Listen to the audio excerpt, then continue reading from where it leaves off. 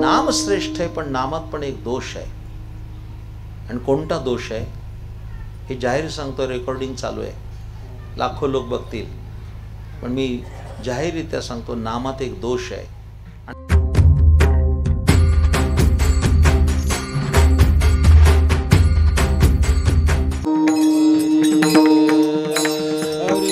जय जय राम कृष्ण हरी,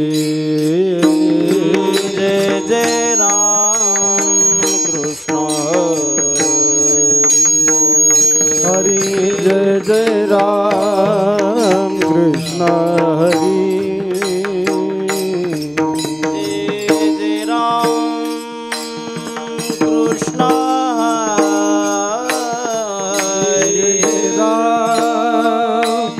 कृष्ण हरि,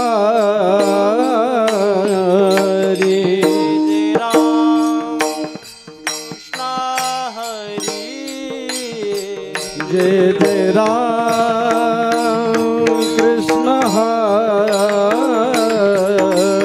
जय राम कृष्ण हरि, जय राम कृष्ण हरि, हरि जय जय राम कृष्ण,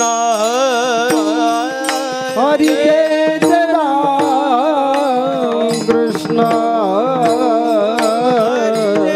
जय राम कृष्ण, जय जय राम कृष्ण, जय जय राम कृष्ण, हरि जय जय राम कृष्ण हरि, हरि जय जय राम कृष्ण, हरि जय जय राम कृष्ण, हरि जय जय राम कृष्ण, जय जय राम कृष्ण, जय जय जय राम कृष्ण, जय जय राम कृष्ण, जय जय राम हरि जय जय राम, जय जय राम हरि जय जय राम, हरि जय जय राम, हरि जय जय राम, राम जय जय राम, हरि जय जय राम, हरि जय जय राम, हरि जय जय राम, जय जय जय जय जय राम, हरि जय जय राम.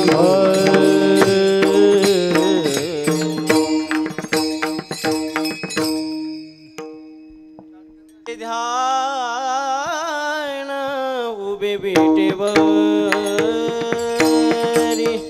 सुंदर ते ध्यान उभे बेटेवरी, सुंदर ते ध्यान उभे बेटेवरी, सुंदर ते ध्यान उभे बेटेवरी, ओ सुंदर ते ध्यान उभे बेटेवरी, सुंदर ते ध्यान उभे बेटेवरी, सुंदर ते ध्यान उभे बेटेवरी, सुंदर ते ध्यान उभे बेटेवरी, करकटवरी ठेवोनिया, करकटवरी ठेवोनिया, तुळसी और गळा काजवे तांबर, तुळसी और गळा काजवे तांबर, करकटवरी ठेवोनिया, करकटवरी ठेवोनिया, तुळसी हार काजवे तांबर, तुळसी हार गळा काजवे तांबर, आवडे निरंतर हेची ध्यान, आवडे निरंतर हेची ध्यान,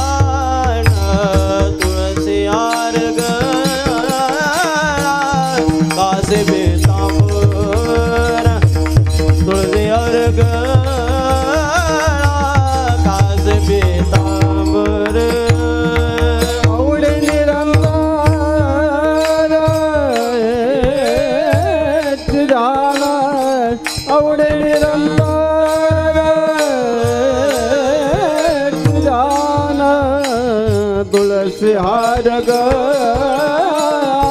कास पीतांबर तुलसी हार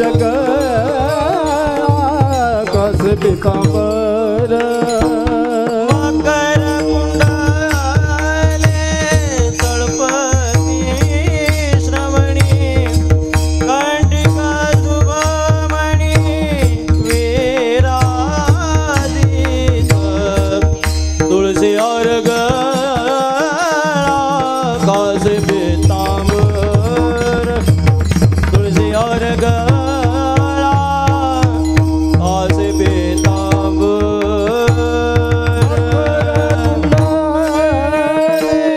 तळपती श्रवणी कंटिका शुभमणी विराजित तुलसी हार कास पीतांबर तुलसी हार कास पीतांबर आवडे निरंतर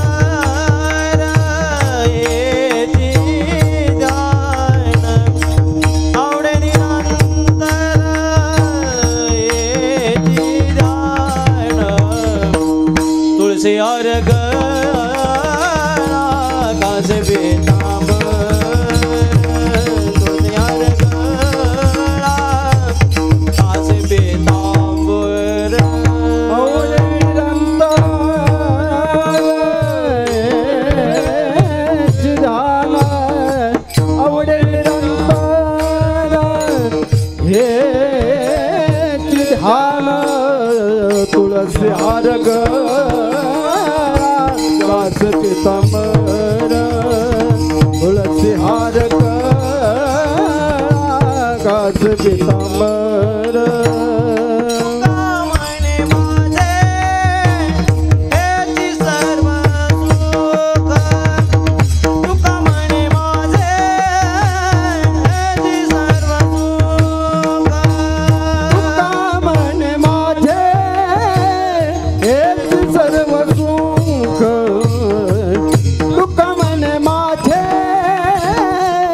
हेची सर्व सुख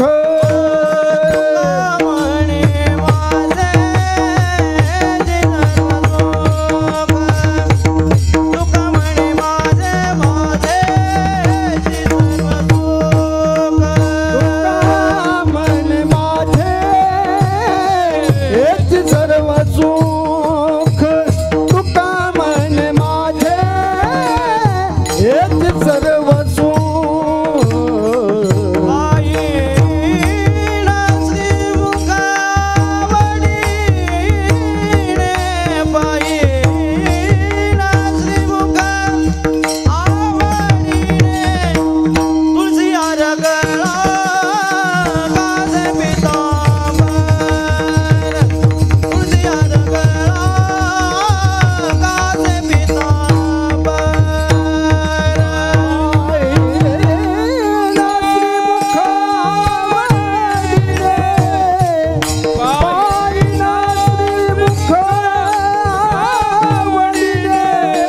तुलसी हार कास पीतांबर तुलसी हार कास पीतांबर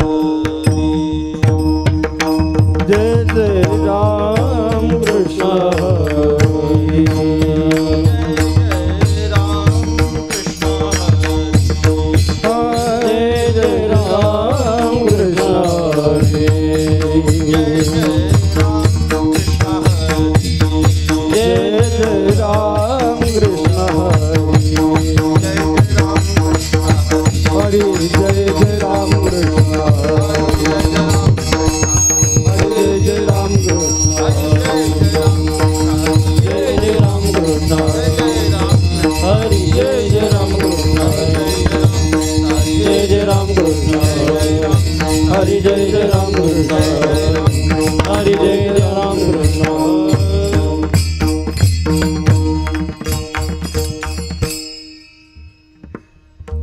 रूप पाहता लोचनी सुख झाले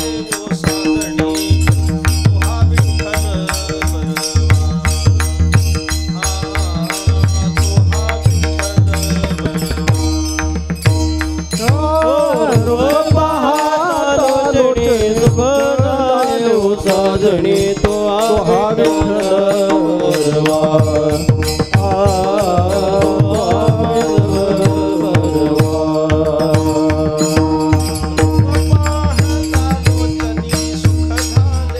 साजणी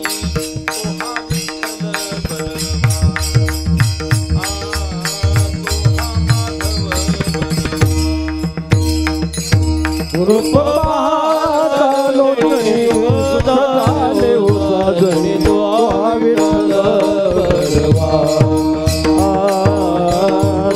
माधव बलवा सुकृताची लोणी म्हणून विठ्ठली आवडी तुहा विठ्ठल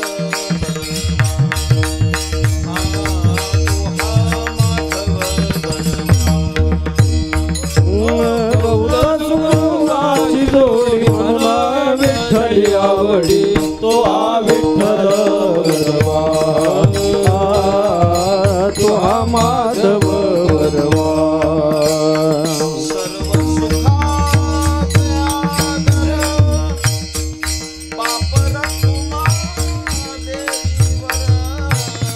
सर्व सुखाचे आदर पाप रखुमा देवीवर सर्व सुखाचे आदर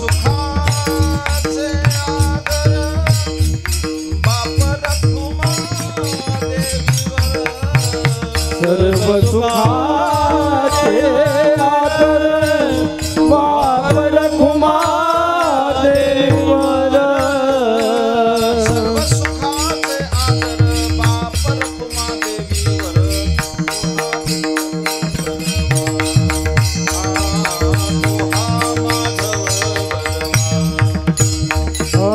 सर्व सुखाचे आदर बाप रखुमा देवर तो विठ्ठल तो माधव हरी जय जय राम कृष्ण हरी जय राम कृष्ण हरी जय जय राम कृष्ण हरी जय जय राम कृष्ण हरी जय जय राम कृष्ण हरी जय राम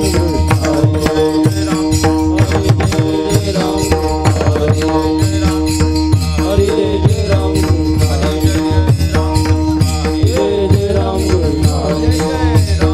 जय जय राम कृष्ण हरि जय जय राम कृष्ण हरि जय जय राम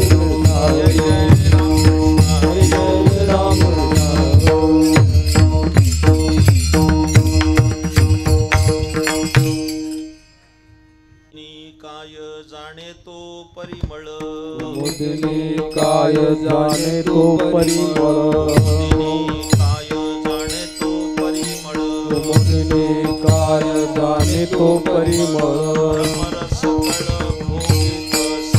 भ्रमर सकळ भोगीत असे भ्रमर सकळ भोगीत असे कुमुदिनी काय जाणे तो परिमळ कुमुदिनी काय जाणे तो परिमळ भ्रमर कमळ भोगीत असे भ्रमर कमळ भोगीत असे तैसे तुझ ठावे नाही तुझे नाम तैसे तुझ ठावे नाही तुझे नाम तैसे तुझे ठावे नाही तुझे नाम तैसे तुझे ठावे नाही तुझे नाम आम्हीच ते प्रेम सुख जाणू तुझे नामे माझे तृण बाळा दुधाची ते गोडी मागे तृण बाळा दुधाची माझे तृण बाळा दुधाची ते गोडी मागे तृण बाळा दुधाची गोडी त्याची नये जोडी त्या शांती नये तुटे जाते काम, शांती नये तुटे जाते काम. कैसे तुझे ठावे नाही तुझे नाम, कैसे तुझे ठावे नाही तुझे नाम.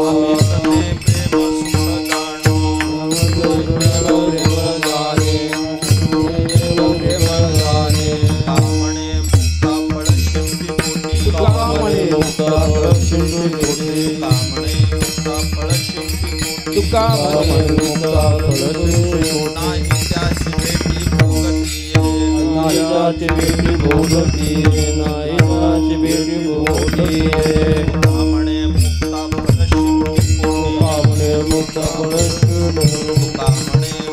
फळशी पोटी, नाही जाची बेटी भोगती, नाही जाची बेटी भोगती. तैसे तुझ ठावे नाही तुझे नाम, तैसे तुझ ठावे नाही तुझे नाम, तैसे तुझे ठावे नाही तुझे नाम. आणि कसे मन सुख जाण, आणि कसे राम तुझे नाम. कुमार कुमार कुमार तो पार कुमार कुमार तो पार कुमार तो पार कुमार तो पार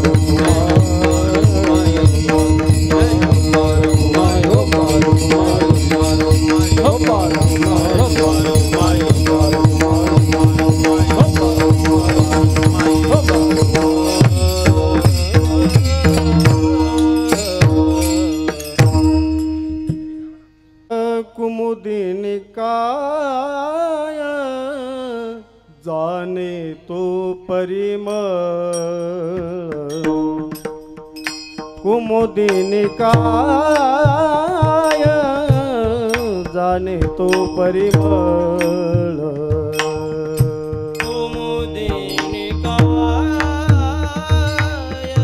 जाने तो परिमळ,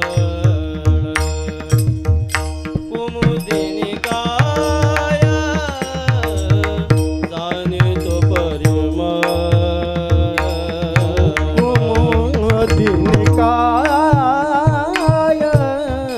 जाने तो परिमळ, कुमुदिनी काय जाने तो परिमळ. कुमुदिनी काय जाने तो परिमळ, कुमुदिनी काय जाने तो परिमळ. भ्रमर सकळ भोगित से, भ्रमर सकळ भोगित से, तैसे तुझ ठावे नाही तुझे नाम, तैसे तुझ ठावे नाही तुझे नाम.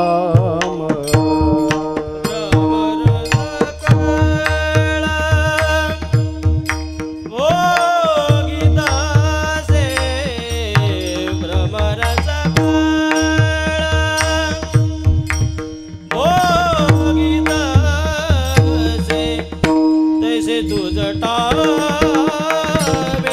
नाही तुझे नाम, तैसे तुझ ठावे नाही तुझे नाम. कुमुदिनी काय जाने परिमळ, कुमुदिनी काय जाने परिमळ.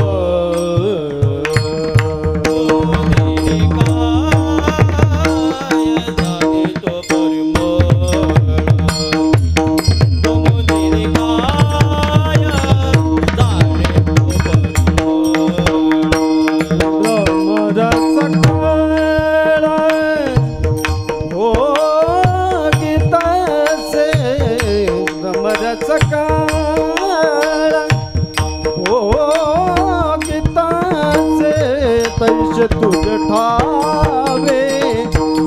नाही तुझे नाम तैसे तुझ ठावे नाही तुझे नाम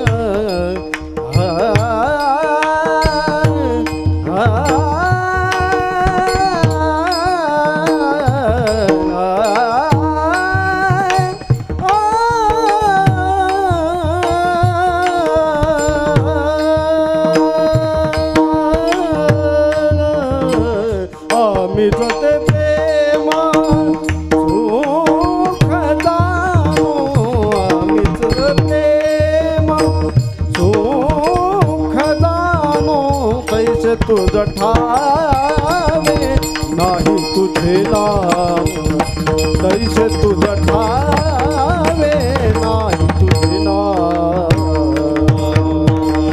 प्रेम सुख जाणे सुख जाणे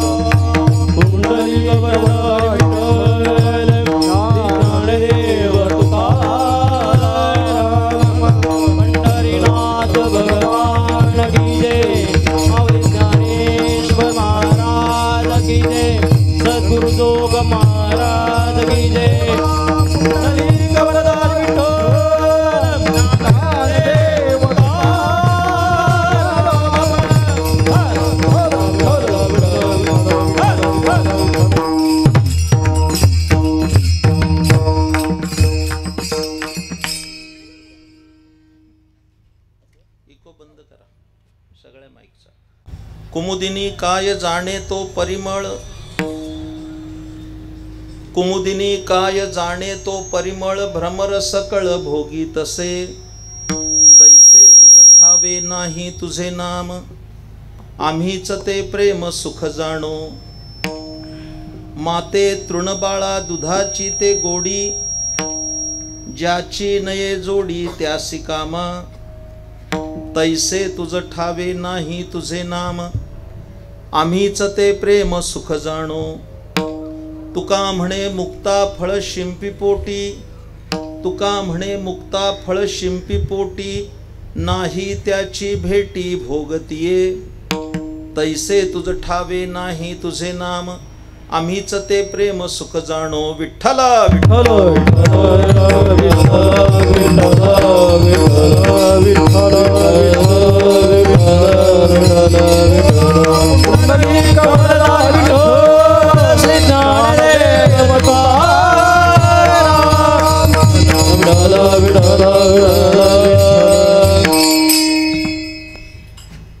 कुमुदिनी काय जाणे तो परिमळ, भ्रमर सकळ भोगी तसे, तैसे तुझ ठावे नाही तुझे नाम, आम्हीच ते प्रेम सुख जाणो. वारकरी संप्रदायाचे थोर संत जगद्गुरु तुकाराम महाराज यांचा हा एक प्रासादिक असा अभंग आहे, ज्या अभंगामध्ये भगवंताच्या नामाचा विशेष वर्णन केलेलं आहे. माझ्या प्रिय श्रोत्यांनो, माझ्या निरूपणाला प्रारंभ करण्यापूर्वी अंतःकरणातील काही सात्विक स्पंदन व्यक्त करणं कर्तव्य मानतो. प्रथमतः मी या छोट्याशा गोतेमळ्यातील सर्व भाविकांचं आणि संयोजन समितीचं आणि विशेषत्वानं संतोषरावांचं मनपूर्वक अभिनंदन करतो. अभिनंदन कशा करता, तर या मंडळींनी अनुकूल प्रतिकूल कालखंड आला तरी देखील वारकरी पंथाचा हा ज्ञानदीप अखंड 12 वर्ष तेवत ठेवला, म्हणून त्यांचं अभिनंदन केलं पाहिजे आणि कौतुक केलं पाहिजे. थोडा मोठ्यांदा टाळ्या वाजवल्या तर बरं होईल, तुमचं कौतुक केलं. मला बोलावलंय म्हणून स्तुती केली पाहिजे असा स्तुती पाठक मी नाही, इकडे लक्ष द्या. पण मी जाणतो एखादी पारमार्थिक साधना जेवढ्या सहजतेनं सुरू होते तेवढ्या सहजतेनं त्याचं सातत्य टिकून राहत नाही, प्राय ती खंडित होते. पण या मंडळींनी अखंड 12 वर्ष हे ज्ञानसत्र चालू ठेवलं.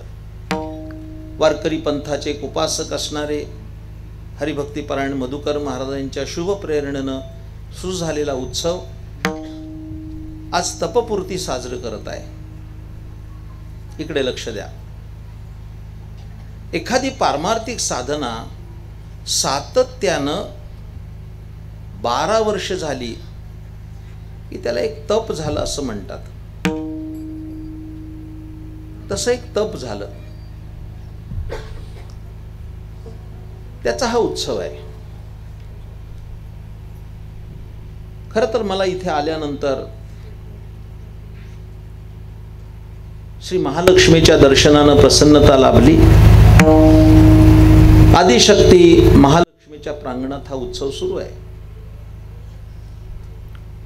छोट्याशा गावातला उत्सव आहे.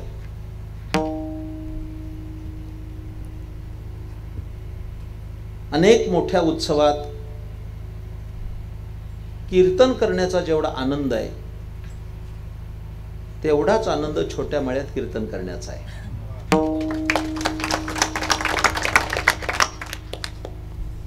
त्याच्या मागे खूप काही माझ्या विचाराची धारणा आहे. इकडे लक्ष द्या.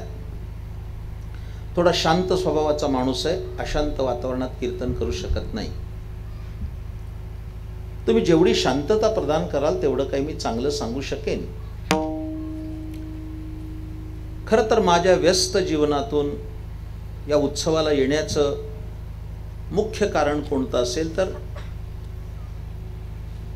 जवळपास 30 दशकांचा स्नेहबंध असणारे हरिभक्तिकारायण किशोर महाराज धुमाळ जे आता पखवाज वादन करतायत, त्यांचा माझा 3 दशकाचा एक निकटचा संबंध.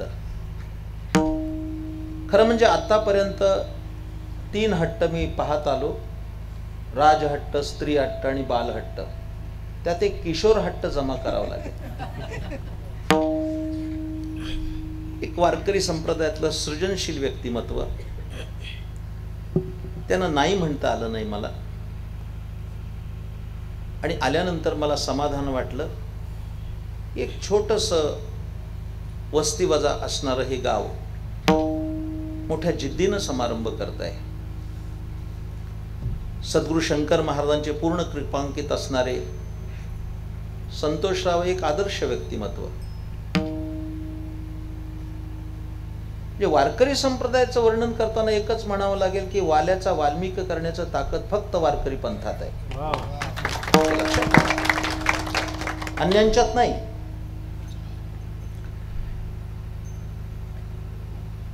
आज दुसरा दिवस आहे. निरूपणाला घेतलेला अभंग जरा अवघड आहे. तो म्हणायला पण अवघड आहे.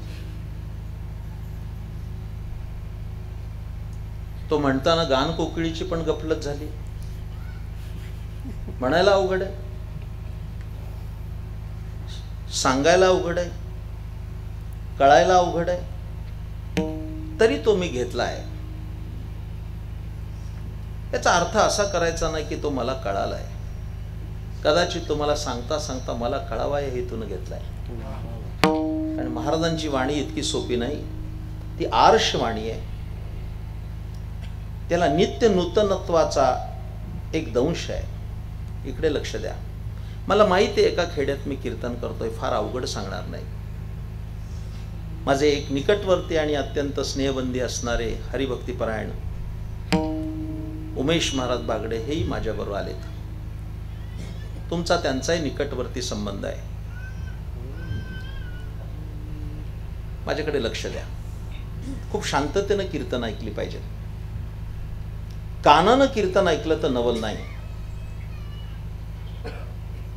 तो त्याचा धर्म आहे. कीर्तन डोळ्याने ऐकता आलं पाहिजे. माझं बोलणं कळतंय? कानानं ऐकणं हा त्याचा धर्म आहे. ते डोळ्याने ऐकता आलं पाहिजे. म्हणजे काय तर कीर्तन ऐकताना पापणी सुद्धा पडता कामा नये. त्याचं नाव श्रवण आहे. आणि नवविधा भक्तीचा आत्मनिवेदन कळस असेल तर श्रवण हा त्याचा पाया आहे. तो भक्कम असला पाहिजे तरच भक्तीचा विजय होऊ शकतो. इकडे लक्ष द्या. या संपूर्ण अभंगाचं सार असणारं एक वाक्य पहिल्यांदा सांगतो. तेवढं कळालं की अभंग कळेल. हे सर्व उत्तम गायक उभे आहेत माझ्या उजव्या हाताला. उत्तम पकवाजपटू आहेत आणि काही बाल भागवतही उभे आहेत. छोटी छोटी संस्थेतली मुलं आहेत. इकडे लक्ष द्या.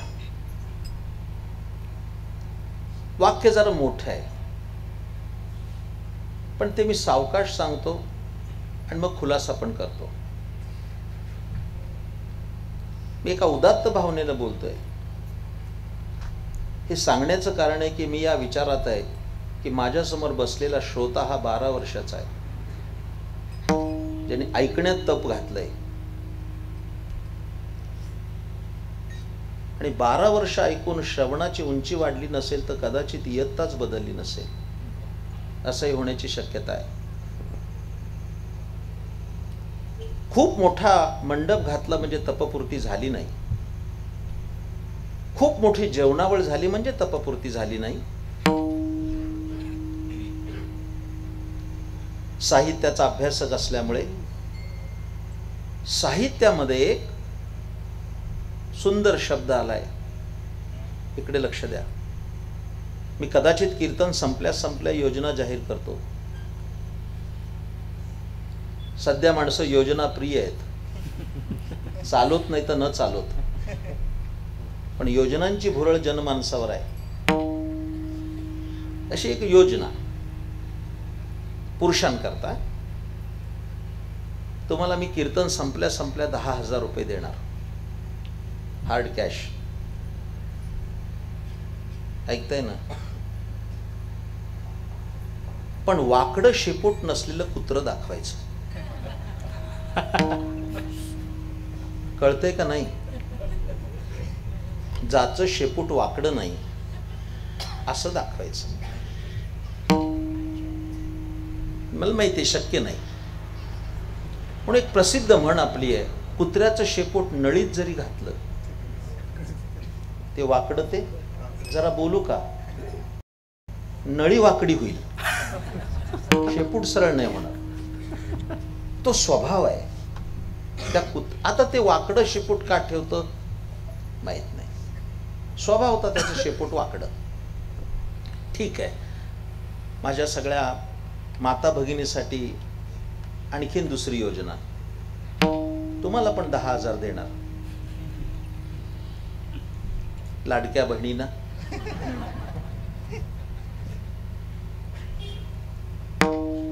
तुमच्यासाठी वेगळी योजना आहे. फक्त तुम्ही डोळे न मिटता दूध पिणारं मांजर दाखवायचं. तुमच्या स्वयंपाकघरातला विचार आहे, डोळे उघडे ठेवून मांजर दूध पिते असं दाखवायचं. मला माहिती आहे देव दाखवू शकणार नाही. आता दूध पिताना मांजर डोळे का मिटते, मांजरच जाणे, आपल्याला माहित नाही, स्वभाव आहे डोळे मिटणे. हा, संध्याकाळी डोळे मिटून पितात अशा बोक्यांविषयी बोलायला वेळ नाही, ते पण डोळे मिटूनच पितात. त्या बोक्यांविषयी वेळ नाही मला बोलायला. तुम्हाला चांगलं मराठी कळतं याचा अर्थ 12 वर्ष सार्थकी लागली, कीर्तन कळतंय.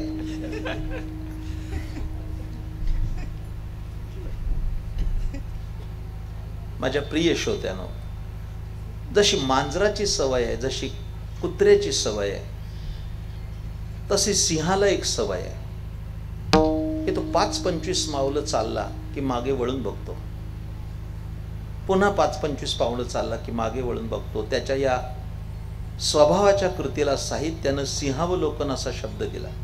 सिंहावलोकन म्हणजे 5-10 पावलं पुढे चालायचं आणि मागे वळून बघायचं, किती चाल झाली, आपण किती अंतर तोडून आलो. हा सिंहावलोकन शब्द म्हणजे काय, तर माझं मार्गक्रमण किती झालं. तसं गोतेमेळ्यातल्या सगळ्यांना माझं सांगणं आहे की तपपूर्तीचा उत्सव म्हणजे काय. 12 वर्षे वाटचाल चालली, आमची गुणवत्ता किती वाढली हे शोधणं म्हणजे तपपूर्ती आहे. तुम्ही काय केलं 12 वर्ष, त्या 12 वर्षामध्ये तुमची गुणवत्ता किती वाढली हे पाहणं म्हणजे ही तपपूर्तीची भूमिका आहे. हे लक्षात ठेवा. उन्नती झाली का अवनती झाली याचं समीक्षण करणं असा या उत्सवाचा अर्थ आहे. इकडे लक्ष द्या, माझ्याकडे लक्ष द्या. अभंगाच्या संबंधानं पुढे जातो. वाक्य सांगत होतो आपल्याला, तो मोठं आहे पण समजू शकता, फार चांगलं वाक्य आहे.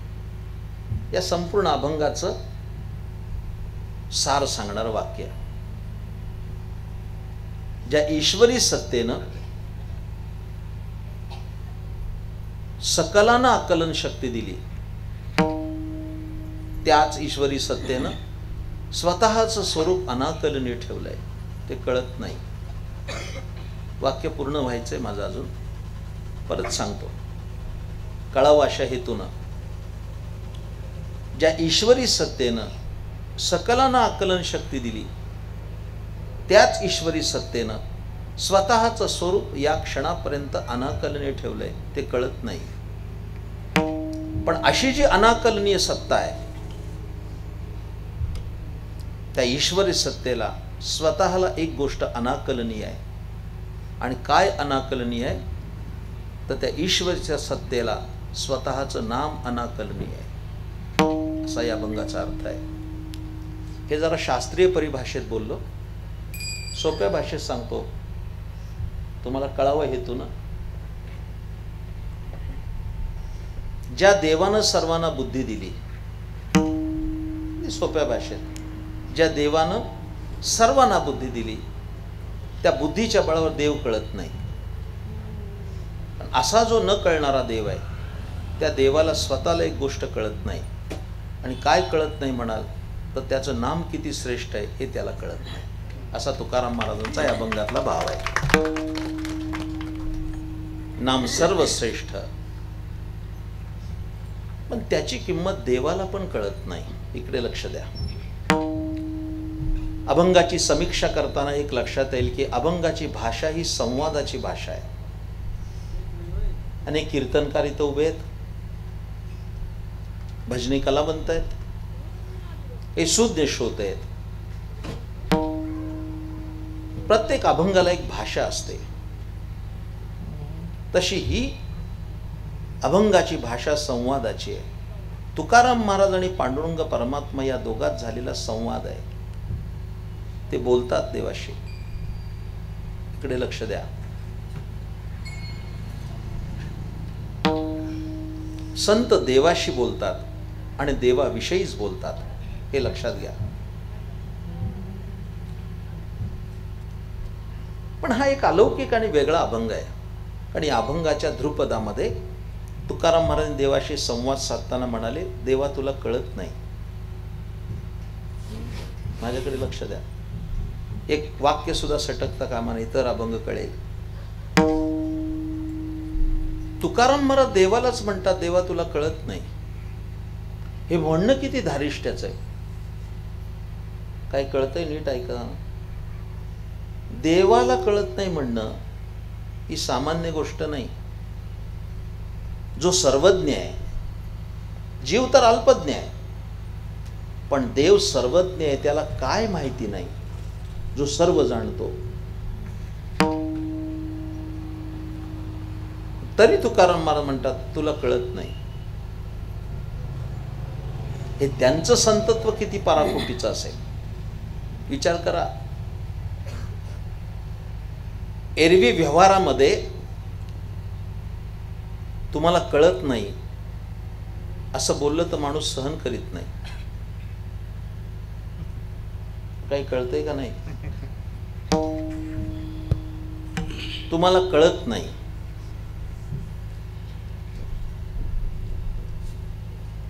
जरा सांगू का, मी आता परवाच एक लेख लिहिलाय पुस्तकाला. उमेश महाराज त्या पुस्तकात लिहिलंय मी. इकडे लक्ष द्या. आपल्याला फार कळतं असं ज्याला वाटतं त्याला काहीच कळालं नसतं. काही कळतंय का नाही? नीट ऐकलं तर कळेल. आपल्याला फार कळतं असं ज्याला वाटतं त्याला काहीच कळालं नसतं. आणि सिद्धांत काय आहे हे सगळे लोक मान्य करतील मी सांगितल्यावर. एखाद्या व्यक्तीचा विचार करताना एखाद्या विषयामध्ये एखादी व्यक्ती तज्ज्ञ असेल तर दुसऱ्या विषयात ती अज्ञ असते. काय कळतंय? एखाद्या विषयात एखादी व्यक्ती पारंगत असेल, निपुण असेल, निष्णात असेल, दुसऱ्या विषयामध्ये ती निष्णात असेलच असं नाही. आता हे उत्तम पखवाज वाजवतात, किशोर महाराज उत्तम पखवाज वाजवतात. एका विषयामध्ये नैपुण्य आहे, एका विषयामध्ये त्याने एक इमेज कमावली. पण त्यांना गाणं येत असेल असं नाही, पण त्यांनी कबूल केलं पाहिजे ना मला गाणं येत नाही, काय अडचण आहे? माझं बोलणं कळतंय ना? एका विषयात पारंगत 100% मार्क, पण त्यांना जर दरबारी कानडा म्हणा म्हटल्यावर अभंग पण कानडा होईल. मधुकर बुवा त्याला येणार नाही. हे लोक आता गाण्यात पारंगत आहेत, ते गाऊ शकतात, पण वाजवण्यात त्यांना येत असेल किंवा नाही माहिती नाही. इकडे लक्ष द्या. आमच्या सद्गुरू जोग महाराज वारकरी शिक्षण संस्थेचे तत्कालीन महामेरू वैकुंठवासी गुरुवर्य मामासाहेब दांडेकर, इकडे लक्ष द्या. मामांच्या जीवनातली गोष्ट आहे, मी ऐकलेली. मामांकडे एक माणूस आला, सगळ्या मुलांनी पण ऐका. मामांकडे माणूस आला आणि येऊन त्याने त्या मामांच्या पायावर डोकं ठेवलं. मामा म्हटले, मला ज्ञानेश्वरीचा 13वा अध्याय कळत नाही, तेवढं सांगा. आता बरोबर आहे, 13वा अध्याय क्षेत्रज्ञ योग आहे, कळायला अवघड आहे.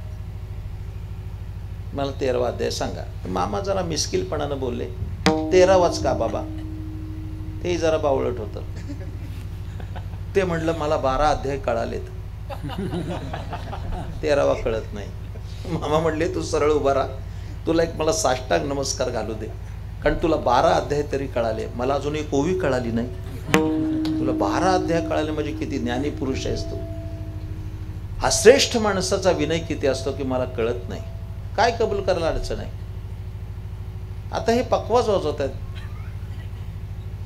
ते चांगलं वाजवत आहे एवढंच मला कळतंय. मला पकवाजातलं काही कळत नाही. त्यांनी मुखडा वाजवलाय का सरपड वाजवली, काही मला कळत नाही. काय अडचण आहे कबूल करायला? नाही कळत. पण माणूस कबूल करत नाही, मला कळत नाही. बघा तुम्ही, तुम्हाला कळत नाही असं बोललं तर तो कबूल करत नाही. आणि हे जर तुम्हाला कळत नसेल तर उद्या गावात एखाद्याला म्हणून बघा, तुला कळत नाही, म्हणजे मी काय बोलतो हे कळेल. बघा तुम्ही उद्या करून ते प्रयोगच करा. उद्या सकाळी चौकात भेटल्यानंतर एखादा म्हणा तुला कळत नाही, तो नाही पायतण घेऊन मागं लागला, मला कळत नाही म्हणतो, तू काय मोठा शाणा पडला, टिंब टिंब.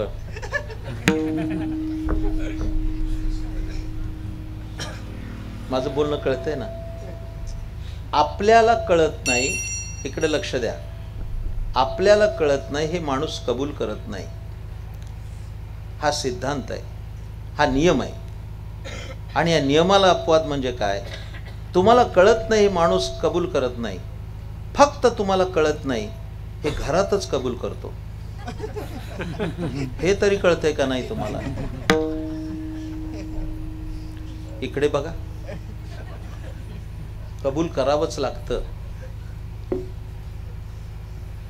काय बिशाद आहे उत्तर देण्याची. मी सुद्धा त्याला अपवाद नाही, माझ्या घरात पण तेच आहे. तुम्हाला कळत नाही, हा घरचा आहेर स्वीकारावा लागतो. पटलंय त्याच्याशिवाय मान कशा हलवणार तुम्ही? किती मोठा माणूस असू दे, त्याला हे ससावंच लागतं. माझ्या आयुष्यातला प्रसंग सांगतो.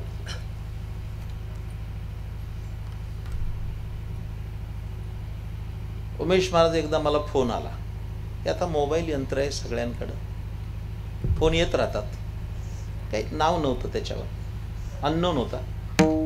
आपला तो फोन उचलला, रामकृष्ण हरी म्हटलो. ऐकताय ना? समोरून आवाज आला, कुठं आहेस तू? हा, अशी ऐकायची सवय राहिली नाही आता. हा कोण इसम मला म्हणतोय कुठं आहेस तू?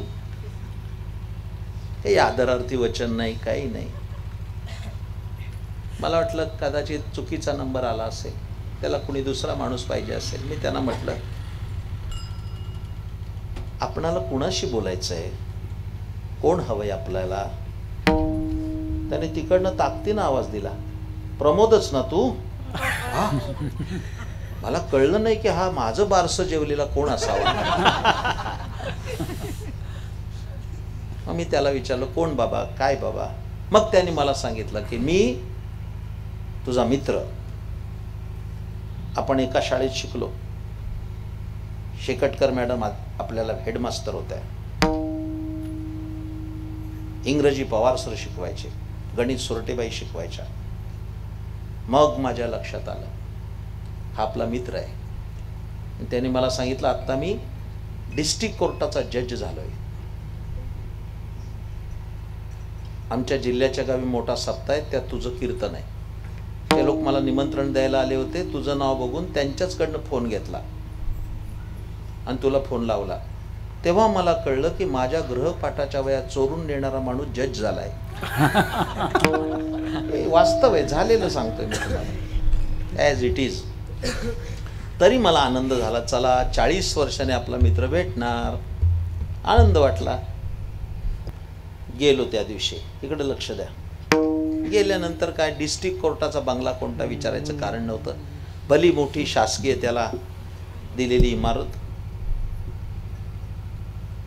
भर चौकामध्ये त्याचा बंगला, गार्डन वगैरे सुंदर होतं. गाडी पार्क केली ना आतमध्ये गेलो. मला अनेक प्रश्न गेल्या 4 दशकात पडले. त्यातला एक प्रश्न आहे की मोठ्या माणसाची दारं लावलेली का असतात? गोरगरिबाची सताड उघडी आहेत. तुकडोजी महाराजांनी सांगितलं ना, दारास नाही दोऱ्या या झोपडीत माझ्या. दार बंदच होतं. मी ते दरवाजावरची कळ दाबली. मी शुद्ध मराठीत सांगितलंय तुम्हाला. कित्येकांना ते कळलं नसेल, कदाचित ऐकूनही कळ आली असेल. हे शुद्ध मराठी आहे, त्याला कळ म्हणतात. चला बटन म्हणूया, किंवा शुद्ध मराठीत बेल. बेल दाबली. एका सुशील गृहिणीने दार उघडलं. दार उघडलं, नमस्कार केला. या महाराज. मला लक्षात आलं की ही त्याची धर्मपत्नी असावी, माझ्या मित्राची. नमस्कार. आता तो माझा आरेतुरेचा दोस्त, बरोबर ना? पण आता त्याला साहेब म्हटलं पाहिजे, किमान साहेबिणीला बरं वाटावं म्हणून. तर म्हटलं साहेब आले नाहीत का अजून? ते म्हणले येतील आता, 5 वाजता कोर्ट सुटतं, येतील. बसा तुम्ही, हातपाय धुवा, फ्रेश व्हा, मी चहा टाकते, एवढ्यात येतीलच. मी हातपाय धुतले आणि त्या सोफ्यावर येऊन बसतोच आहे, तेवढ्यात माझा मित्र आला. शासकीय गाडी त्याला सोडायला आली. मी बघत होतो समोर. तो त्या गाडीतून उतरल्याबरोबर जो धावत सुटला माझ्या भेटीच्या ओढीनं, पळतच आला. मी बघतोय.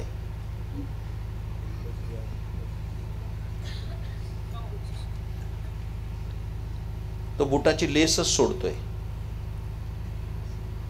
तेवढ्यात त्याच्या बायकोने विचारलं, भाजी आणली का?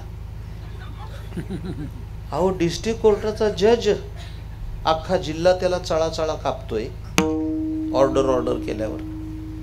भाजी आणली का? 5 पैसे एवढं तोंड केलं. म्हणलं अगं महाराज यायचे होते, मी जरा गडबडीत आलो आणि भाजी विसरूनच आलो. तिने लगेच शेरा मारला. तुम्हाला ना कळतच नाही, लगेच शेरा. मी अंतर्मुख विचार करतो, याला जर कळत नाही तर याने आता न्याय कसा दिला? आताच कोर्टातून आला, एखाद्याला फाशी देऊन आला, एखाद्याला जन्मठेप सुनावून आला, आणि त्याची बायको म्हणते त्याला कळत नाही. खरी मजा पुढे आहे. इकडे लक्ष द्या. तो ओशाळला आणि मलाच म्हणाला, महाराज खरं सांगा मला, ही मला रोज असंच म्हणते, मला कळत नाही, तुम्हीच न्याय करा. माझी किती पंचायत, न्यायाधीशाच्या घरी न्याय करायची पाळी. तो न्यायाधीश, आपण काय न्याय करणार? बरं, महाराज होणं सोपं असतं, निभावणं कठीण असतं. आता त्या बाईला कळत नाही म्हणावं तर तिच्या हातचं खायचंय, आणि त्या बाबाला कळत नाही म्हणायचं तर त्याच्या घरी राहायचंय. तेवढी पंचायत आहे. तेवढ्यात त्या बाईनं वाफाळलेला चहा आणला. आम्ही तो चहा घेतला. आता न्याय देणं भाग होतं. मी माझं जजमेंट त्यांना सुनावलं त्या बाईच्या देखत. म्हटलं बाई मी न्याय करू का? मी सांगाच म्हणली महाराज. मग मी माझ्या मित्राला म्हणलं साहेब तुम्हाला कळत नाही काय आनंद झाला त्या बाईनं. ती म्हणली बघा रोज मी म्हणत होते, आता महाराजांनी त्याच्या शिक्कामोर्तब केलं. तुम्हाला काही कळत नाही. माझा मित्र ओशाळला. मला कळत नाही. नाही कळत तुम्हाला. कशावरून? मी म्हटलं आता कीर्तनाची वेळ झाली आहे, आता याच्यावर चर्चा करण्यात मजा नाही. कीर्तन करून आल्यावर आपण चर्चा करू. चला. कीर्तन संपलं आणि आम्ही परत आलो. काय पुन्हा आल्यानंतर लाव रे ते. त्यालाही कळत नाही.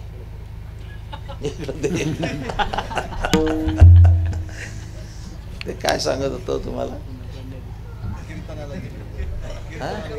कीर्तनाला गेलो आणि कीर्तन करून आलो. त्याचं काही 2 तास कीर्तनात लक्ष नाही. घरी आलो, जेवण झाली आणि मग त्यांनी त्याच्या बेडरूम मध्ये नेऊन माझ्यावर खैरात केली. काय रे म्हणले, महाराज झाला म्हणजे फार शहाणा झाला. मला कळत नाही म्हणतो. मग मी जरा माझं महाराज पण बाजूला ठेवलं काढून. म्हणलं गाढवा तू काय जज झाला म्हणजे काय तुला शिंग फुटली का? माझी ज्ञानेश्वरी काढतो, तुला कळत नाही. ते म्हणलं कशावरून कळत नाही? बिलकुल कळत नाही. कशावरून? मग मी त्याला खुलासा केला. असले जोडे खात ही बाई 25 वर्ष सांभाळली, हे काही कळायलाचं लक्षण आहे तुझं? दृष्टांत माझा संपला. मला काही जास्त रंगवण्यात मजा नाही. गाढवा तुला कळत नाही. जोडे रोज खाल्लेस तू. माझा म्हणण्याचा हेतू असा आहे की कळत नाही हे माणूस कबूल करत नाही, हे लक्षात ठेवा. तुकाराम महाराज सर्वज्ञ असणाऱ्या परमात्म्याला सांगतात तुला कळत नाही. अभंगाचा आशय आहे. थाप टाक. तैसे तुझ ठावे नाही तुझे नाम, तैसे तुझ ठावे नाही तुझे नाम, तैसे तुझ ठावे नाही तुझे नाम, तैसे तुझ ठावे नाही तुझे नाम, तैसे तुझ ठावे नाही तुझे नाम, तैसे तुझ ठावे नाही तुझे नाम, तैसे तुझ ठावे नाही तुझे नाम, तैसे तुझ ठावे नाही तुझे नाम.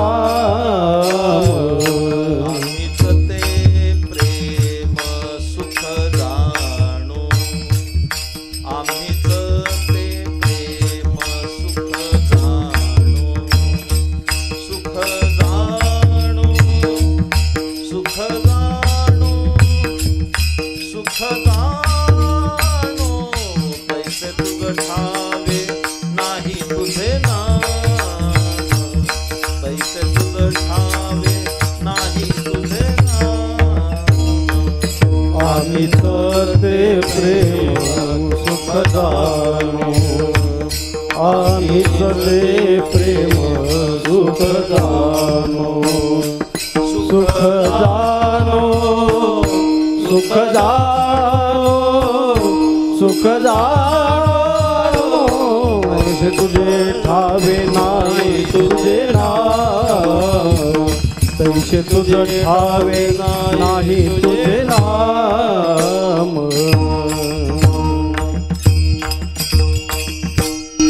एवढ्याच लोकांना ऐकू गेलं पाहिजे अशी व्यवस्था ठेवा. घरी बसलेल्याला ऐकू जाऊ नये. ते मंडपात कसे येतील? इकडे लक्ष द्या.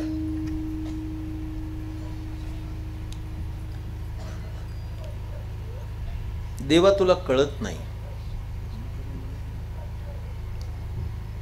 2 दृष्टांत माझ्याकडे आहेत. खूप शांततेने ऐका. एक दृष्टांत महाभारतातला आहे, एक दृष्टांत रामायणातला आहे. फार सुंदर दृष्टांत आहे, फारच सुंदर आहे. महाभारती युद्ध संपलं, इकडे लक्ष द्या. आणि भारतीय युद्ध संपल्यानंतर ज्याच्यामध्ये 18 औक्षेणी सैन्य लढलं, विजय पांडवांचा झाला. युद्ध संपता क्षणी भगवान श्रीकृष्ण म्हणले आता थांबता उपयोगाचं नाही, कारण पितामह भीष्म आता देहत्याग करतील आणि उत्तरायण लागतंय. पण पांडवाचं वर्तमान भगवान कृष्ण द्रौपदीला घेऊन तिथं आले. इकडे लक्ष द्या. शरपंजरी पडलेले भीष्म, थोडं नीट आहे का. भीष्माच्या सन्निध आल्याबरोबर काय घटना घडली. हे 5 पांडव, द्रौपदी आणि भगवान कृष्ण आले. भगवान कृष्णाने पितामहांना नमस्कार केला. तर पितामह भीष्म हसले. का हसले, इकडे लक्ष द्या. भगवान कृष्णाने नमस्कार केल्यावर पितामह हसले. तर भगवान कृष्णचंद्राने विचारलं का हसलात. फार मोठा विचार आहे. हे ज्ञानेश्वरीचे अभ्यासक काही आहेत या ठिकाणी. उद्धरेदात्मनात्मानं नात्मानमवसादयेत आत्मैव ह्यात्मनो बंधुरात्मैव रिपुरात्मनः. या श्लोकाच्या खाली भगवान हसलेत. वाचा ज्ञानेश्वरी घरी जाऊन होमवर्क म्हणून. तव हसोन श्रीकृष्ण म्हणे नवलना हे तुझे बोलणे, कवणासी काय दिजेल कवणे अद्वैती ये. फार मोठा प्रश्न आहे. ती हसण्याची जागा आहे का. युद्ध चालू आहे, गदांचे ठणठणाट, तलवारीचे खणखणाट, आरोळ्या, किंकाळ्या, रक्तपात, तरी भगवान हसले. खूप मोठा विषय, मला इथे तो हाताळायचा नाही. माझे सद्गुरू संत श्रेष्ठ दुंडा महाराज देगलूरकर यांनी त्यावेळेस पाठामध्ये सांगितलं होतं की भगवान का हसले याची 14 कारणं दिली होती. मोठी माणसं उगीच हसत नाहीत. इकडे लक्ष द्या. भीष्माना विचारलं का हसला. भीष्म म्हणाले उगीच हसलो. तू उगीच हसणार नाही. जे उगीच हसतात त्यांना लोक येरवड्याला पाठवतात. त्याच्या डोक्यावर परिणाम झालाय, मेंटल हॉस्पिटलमध्ये देतात. विनोद झाला ना हसला तो शहाणा, विनोद झालाच नाही ना हसला वेडच आहे. आणि विनोद होऊनही हसला नाही तो त्याच्या पुढचा वेडा. काही काही असे नमुने आहेत बरं का. गावोगावी जातो ना, एखादा माणूस असा खांबाला टेकून बसलेला असतो कीर्तन ऐकायला, फक्त बुक्का लावून हारच घालायचा असतो, असा स्थितप्रज्ञ असतो. तुम्हाला माहिती नाही, अशा 52 गावाची यादी मी लिहिली आहे. परत जायचं नाही त्या गावात. काही कळत नाही त्यांना, ओ का ठो कळत नाही. भीष्म हसले. का हसले. देवाने विचारलं का हसला. म्हणले उगीच हसलो. उगीच नाही हसणार, कारण आहे. का हसला. तर भीष्माने त्याचं कारण सांगितलं. त्याने दया घना, अरे तू सर्व सर्वेश्वर परमात्मा आहेस, मी सामान्य जीव आहे. मी तुला नमस्कार करायला हवा होता, तू मला काय म्हणून केलास. मी तुला नमस्कार केला पाहिजे, तू का केलास. इकडे लक्ष द्या. फार चांगला संवाद आहे. ते भगवान कृष्ण काही सामान्य नव्हते. भगवान कृष्ण म्हणाले मी तुला नमस्कार केला नाही. मग मी तुझ्या युद्ध नैपुण्याला नमस्कार केलाय. कारण मी जन्माला आल्यापासून युद्ध युद्ध आणि युद्धच करत आलो. या युद्ध पर्वामध्ये मी कंस मारला, चाणूर मारला, मुष्टिक मारला, शिशुपाळ मारला, वक्रदंत मारला. पण या सगळ्या युद्ध प्रवासात तुझ्यासारखा योद्धा पाहिला नाही जो भारतीय युद्धात पाहिला. तर तुझ्या युद्ध नैपुण्याला माझा नमस्कार आहे. आज मी प्रसन्न आहे.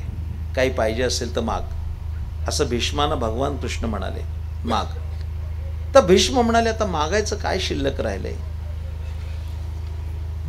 आत्ता 5 मिनिटांनी माझे डोळे मिटणार आहेत. पण जपी तपी ऋषी मुनी संत महंत महानुभाव आयुष्यभर प्रयत्न करतात तरी त्यांच्या मुखात तुझं नाव येत नाही. पण माझा प्राण जाताना तू प्रत्यक्ष असावं एवढ्यासारखं भाग्य कोणालाही मिळणार नाही. आता मागायचं काय शिल्लक आहे? पुढे ऐका. उलट भीष्म म्हणाले, तुलाच काय पाहिजे असेल मागून घे, मी द्यायला तयार आहे. देवही चक्रावला. सगळं जग माझ्या दारामध्ये झोळी पसरून बसलंय आणि हा मला माग म्हणतोय. आपण मागितलंच पाहिजे म्हणून भगवान कृष्ण म्हणाले, मागतो, पण एका अटीवर. एका अटीवर. मी जे मागेन ते दिलं पाहिजे. देणार म्हटले. मला भीष्म म्हणतात. मी जे बोलेल ते करेल अशी माझी ख्याती आहे. नाही म्हणले, आता कली सुटेल, लोक वचनं बदलतील, मला वचन दे. भगवान श्रीकृष्णाने हात वर केला, त्याच्यावर पितामह भीष्माने आपला हात ठेवला, वचन दिलं, तू मागशील ते देईल, माग. भगवान कृष्ण म्हणाले, एक इच्छा आहे, तेवढी पूर्ण व्हावी, तू पूर्ण करावीस. काय इच्छा आहे? देणार, वचन दिलंय. मग भगवान कृष्ण म्हणाले, माझी एकच इच्छा आहे की तुम्ही माझ्याकडे काहीतरी मागावं. भीष्म दुसऱ्यांदा हसले, म्हणले, कृष्णा, म्हातारा झालास पण अजून कपटी स्वभाव गेला नाही. परत मला फसवलंस. मागत नव्हतं, तू मागायला लावलंस.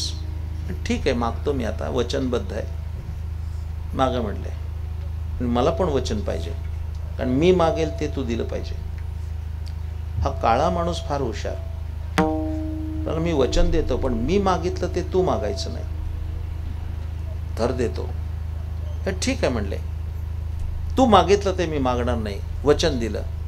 आणि मग पितामह म्हणाले, बघ, या युद्धामध्ये तू हातात शस्त्र धरणार नाही अशी प्रतिज्ञा केली होतीस, मी तुला शस्त्र धरायला लावलं. त्या भगवान म्हणाले, कधी धरलं? खरं बोलायची सवय नाही. बघ म्हणे, मी ज्यावेळेस अर्जुनावर शस्त्रास्त्र टाकत होतो त्यावेळेस तू बेधुंद झालास आणि अर्जुनाच्या बचावापोटी खाली उतरलास, तुझ्या डोक्याचा मंदिल खाली पडला आणि तिथं असणारं रथाचं चाक घेऊन माझ्या अंगावर धावला होतास. आठवतं? हो म्हणले, धावलं होतं. मग ते रथाचं चाक सुद्धा आयुध आहे. तुझा पण मोडला आणि तुझा पण मोडला हा माझ्या आयुष्यातला पंचम पुरुषार्थ आहे. तेव्हा हे दयाघना, तेच रूप परत मला दाखव, माझ्या अंगावर चाक घेऊन धावताना, आणि ते दृश्य बघत माझी प्राणज्योत मालवावी सदिच्छा आहे. भगवंताला आनंद झाला. त्यांनी हातामध्ये रथाचं चाक असणारा असा आपला सुंदर असा दृष्टांत त्यांना दाखवला आणि ते रूप बघत बघत भीष्मांचे डोळे असे मालवत होते. आता प्राणोत्क्रमण होणार एवढ्यात अर्जुनाने आणि युधिष्ठिराने पाय धरले, म्हणाले, पितामह जाऊ नका, थांबा थांबा थांबा, जाऊ नका. भीष्मांचे डोळे परत उघडले. प्रश्नात्मक मुद्रेने त्यांनी पाहिलं, काय म्हणणं आहे? आमचे काही प्रश्न आहेत, त्या प्रश्नाची उत्तर तुमच्या व्यतिरिक्त कोणी देणार नाही, तेवढी द्या आणि मग जा. काही प्रश्नावली झाली, त्याच्यात पांडवांनी प्रश्न विचारले. आम्ही पांडवांनी कधीही पाप केलं नाही म्हणून आमच्या घरी कामाला आहे, आमची घोडी धुतो, घोड्याचा खरारा करतो. ज्ञानोबाऱ्याने लिहिलं ना, द्वारकेचा राणा पांडवा घरी, आमच्या घरी काम करतो. पण आमच्या आयुष्यात जे पाप झालं नाही हे 18 दिवसात झालं, तेव्हा हे पाप जाईल असा काहीतरी उपाय सांगा. तर भीष्म तिसऱ्यांदा हसले त्या घटनेत. हसून त्यांनी उत्तर दिलं, हे पांडव हो, तुम्ही जे आता पाप केले 18 दिवसात, हे पाप नष्ट व्हावं असं वाटत असेल तर तुम्ही ज्याच्या सान्निध्यात आहात त्या भगवान कृष्णाचं भजन करा, तुम्ही पापमुक्त व्हाल. अर्जुनाला आश्चर्य वाटलं आणि त्याने विचारलं, याच्या नामानं पाप जाईल? यांनीच तर हा ब्रह्म घोटाळा केला. मी युद्ध करत नव्हतो, यांनी करायला लावलं, याच्या नावानं पाप जाईल? भीष्म म्हणले, त्यालाच विचार. तो सांगेल. मग अर्जुनाने भगवान कृष्णाकडे पुढा करून विचारलं, काय रे कृष्णा, आम्ही जे आता पाप केलं हे पाप तुझ्या नामानं जाईल? देवाने खांदे उडवले, म्हणले ते मला पण माहीत नाही. दृष्टांत संपला. हे त्याला माहिती नाही. तुझ्या नामाचा महिमा तुझं न कळे मेघश्यामा.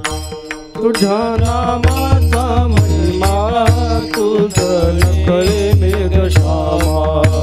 तुझ्या नामाचा महिमा तुझं न कळे मेघश्यामा. तुझ्या नामाचा महिमा तुझं न कळे मेघश्यामा.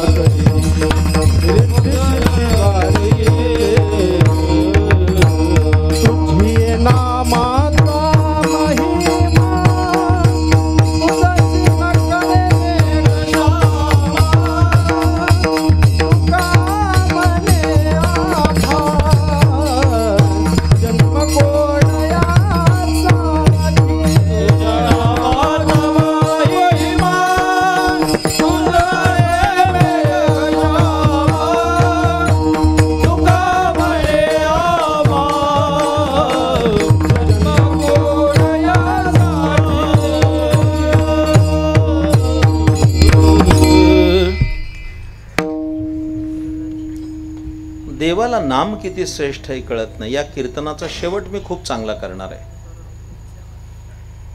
एक मोठा विचार देणार आहे, पण तो आत्ता सांगत नाही, कारण ते टॉप सिक्रेट आहे. ते बरोबर 9 वाजता सांगतो. 2 हेतू आहेत माझे त्यामागे. की कोणी उशिरा आलं तर त्याला ऐकायला मिळेल,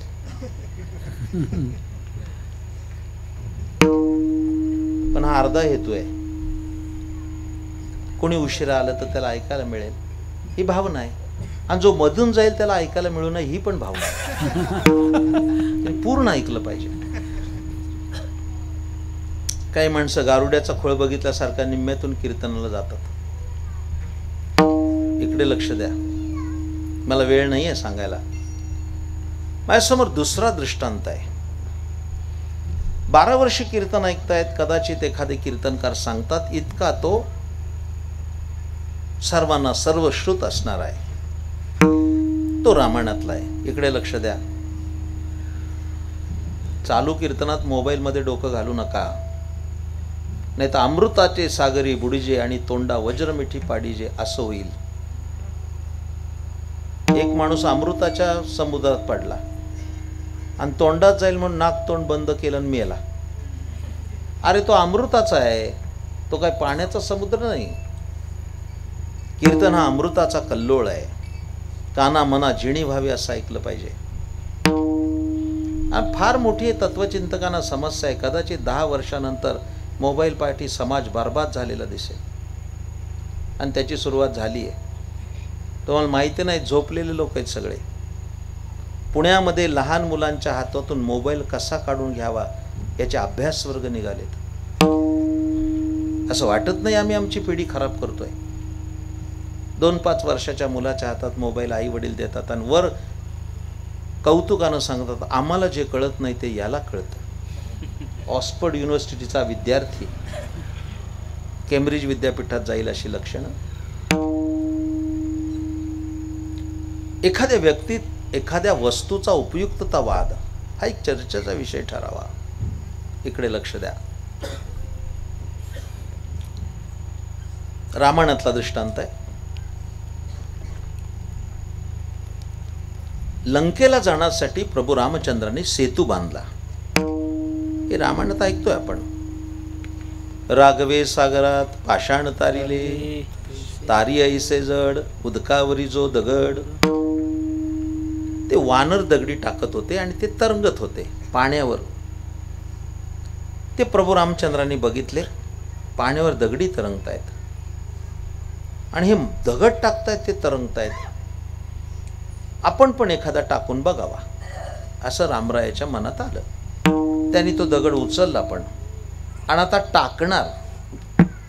एवढ्यात त्यांच्या लक्षात आलं, हा दगड टाकला आणि पाण्यावर तरंगला तर बरा, जर का या माकडांच्या देखत बुडला ते उद्यापासून दर्शन नाही घेणार आपलं. जरा लांब गेले, 5-50 पावलं गेले आणि त्यांनी तो दगड टाकला, कुणी नाही बघून. आता त्याला घनता आहे, तो बुडणारच. तो बुडाला. 1 टाकला, 2 टाकला, 5-25 दगडी टाकले, एकही तरला नाही. तेवढ्यात मागवून टाळी ऐकायला आली. यांनी मागे वळून बघितलं तर मारुतीराय उभेच होते. देवाने विचारलं, मारुती तू? हो म्हणला, मीच. कधी आलास? पहिल्याच दगडाला आलोय. हे सगळं तुझं बघितलंय मी. माफ करा जास्त बोलल्याबद्दल, पण निवडणुकीत पडलेल्या उमेदवाराचं तोंड कसं होतं तसं रामरायाचं तोंड झालं. त्यांनी सरबत्ती केली. मारुती, जी देवा, तू माझा भक्त आहेस ना? होय. तू माझा मित्र आहेस ना? होय. तू माझा सखा आहेस ना? होय. पण देवा हे सगळं का विचारता? रामचंद्र प्रभू म्हणाले, फक्त जे बघितलंय ते गावात सांगायचं नाही. आत्ता जे बघितलं ते. मारुतीराय म्हणले, मला काय वेडा समजला? कोण स्वतःच्या पॅनलची बदनामी करेल? मी नाही सांगणार. पण तरी देवाने त्याला प्रश्न विचारला, का रे मारुती? मारुती, एक विचारू? म्हणले, विचार ना. तुम्ही दगडी टाकता ते तरतात, मी टाकलेला का बुडाला? ते मारुतीराय सरळ म्हणाले, देवा तुला कळत नाही. बहुतेक याच विधानाभोवती कीर्तन फिरतंय, त्या तुला कळत नाही. हे भक्तच बोलू शकतो. मारुतीराय पण म्हणले, तुला कळत नाही. रामरायाने विचारलं, काय कळत नाही? अरे देवा, साधं गणित कळत नाही. बुद्धिमत्ताम वरिष्ठम असणाऱ्या मारुतीरायाने उत्तर दिलं, देवा तुला कळत नाही. म्हणजे काय कळत नाही? अरे साधं गणित आहे. काय युक्तिवाद केला मारुतीरायाने? उत्तरेतले कथाकार सुंदर भाव काढतात. मारुतीराय म्हणाले, देवा तू ज्याला उचलून घेतो तोच तरतो, तू ज्याला टाकून दिला तो बुडणारच आहे. इतकं साधं गणित तुला कळालं नाही. देवाला ते कळत नाही. नाम किती श्रेष्ठ आहे. तुकाराम महाराज अट्टहासानं त्यासाठी सांगतात, देवा तुला कळत नाही. आणि सांगण्यासाठी त्यांनी 3 दृष्टांत दिले. कुमुदिनी काय, कुमुदिनी काय,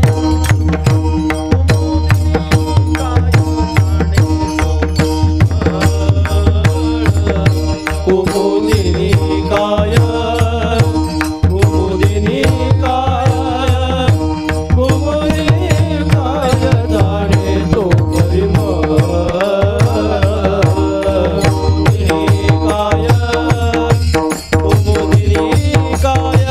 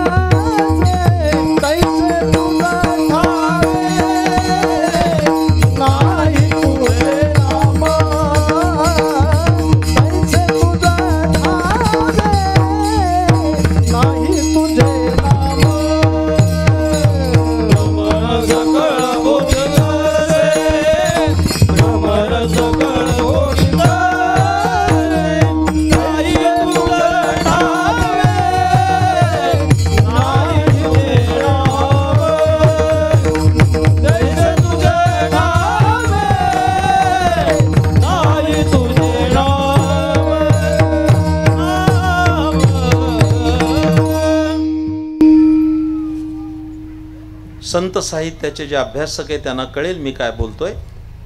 एखादा सिद्धांत जर द्यायचा झाला आणि तो पटायचा असा वाटत असेल तर त्याकरता दृष्टांत देण्याची परंपरा संत साहित्यात आहे. इकडे लक्ष द्या. या अभंगात एकूण 3 दृष्टांत दिलेत. त्यातला पहिला दृष्टांत जो दिला तो फुलाचा, परिमळाचा आणि भुंग्याचा. इकडे लक्ष द्या. खूप ताकदीने ऐकावं लागेल तुम्हाला तर ते कळेल. कुमुदिनी या शब्दाचा अर्थ विशेषत्वानं कमळ असा आहे. कुमुदिनी.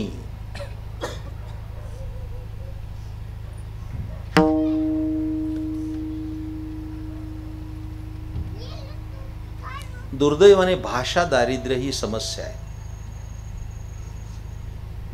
कीर्तनकारांनी सुद्धा अचूक शब्द योजना केली तर ते वक्तृत्व अधिक खुलतं. पर्यायी शब्द योजना उपयोगाची नाही. ज्ञानेश्वर महाराजांनी जी रचना केली त्या ज्ञानेश्वरीचा अभ्यास करा. प्रत्येक ठिकाणी अचूक शब्द योजना हे ज्ञानेश्वरीचं वैशिष्ट्य आहे. मला आता त्या या ठिकाणी जास्त विस्तृत बोलावं असं वाटत नाही. तो अभ्यासकांचा विषय आहे. इकडे लक्ष द्या.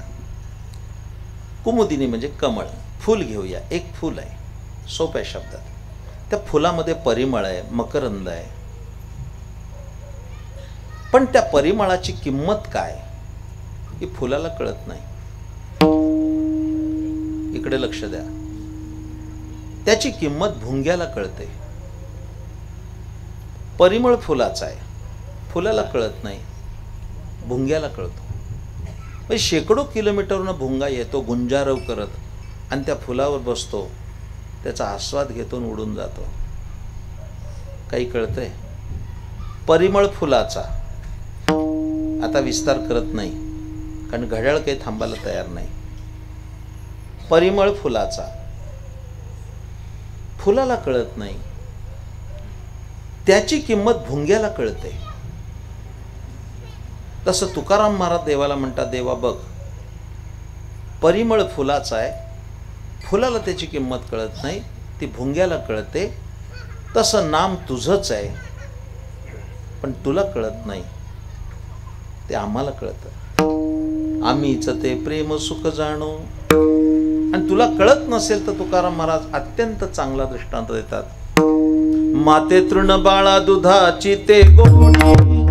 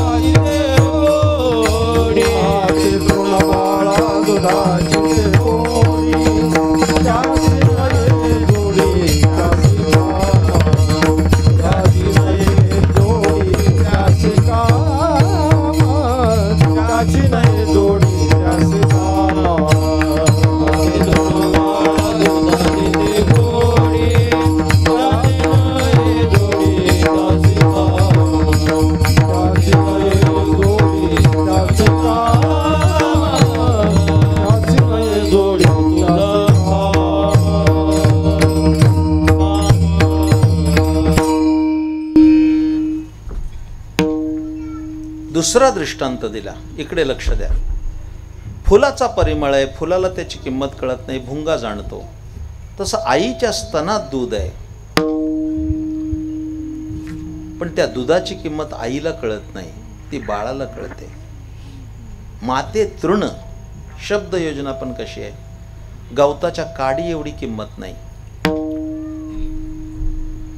वैकुंठवासी परमश्रद्धेय गुरुवर्य शंकर महाराज कंधारकरांनी अर्थ केलाय गाथा भाष्यामध्ये.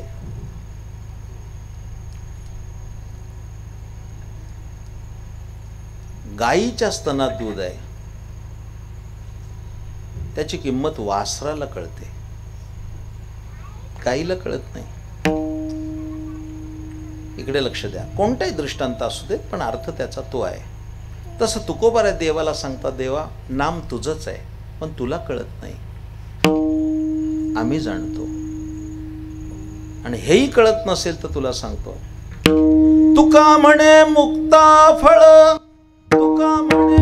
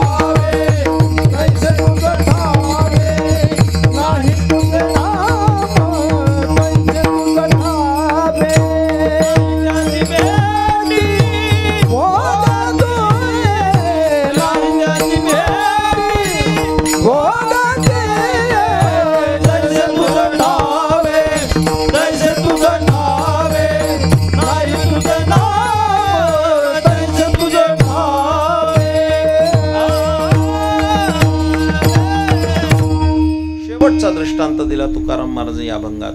त्याच्याकरता आपल्याला समुद्र किनारी जावं लागेल, कारण तो इथे देशावर कळणार नाही. समुद्रावर शिंपले असतात आणि त्या शिंपल्यामध्ये मोती तयार होतात. आपण मोती धारण करतो पण तो कसा होतो ज्ञानेश्वरी बोलते. स्वातीचे जे उदक शुक्ती मोती व्याळी वीक, स्वाती नक्षत्राचा पाऊस पडला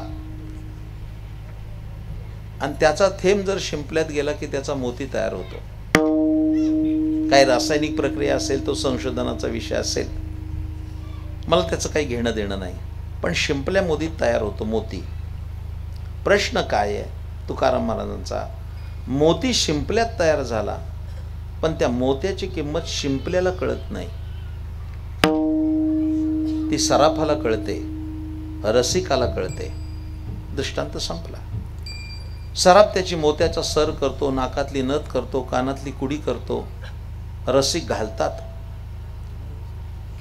ऐश्वर्य माणसं घालतात. प्रश्न काय, तुकाराम महाराज देवाशी बोलता, देवा हे बघ मोती शिंपल्याचा आहे पण शिंपल्याला किंमत कळत नाही, ती रसिकाला कळते. तसं नाम तुझंच आहे पण ते तुला कळत नाही, ती आम्ही जाणतो. या संपूर्ण अभंगाची चारही चरणं संपलीत. आता हे मंथन झालंय आणि त्या मंथनाच्या अंती लोणी तयार होतं. ते लोणी मी तुमच्या हातात देणार आहे, मग सेवा पूर्ण करणार आहे. तत्पूर्वी सर्वांनी हाताने टाळी, मुखानामाचं भजन करा आणि मग राहिलेला विचार सांगतो. भुकेच्या वेळी जास्त तत्वज्ञान सांगू नये असं माझं प्रामाणिक मत आहे. कीर्तन वेळेत सुटेल, वेळेत सर्वांना प्रसाद होईल. ज्ञानदेव तुकाराम होईपर्यंत कोणी उठायचं नाही. मोठ्या प्रेमाने भजन करा.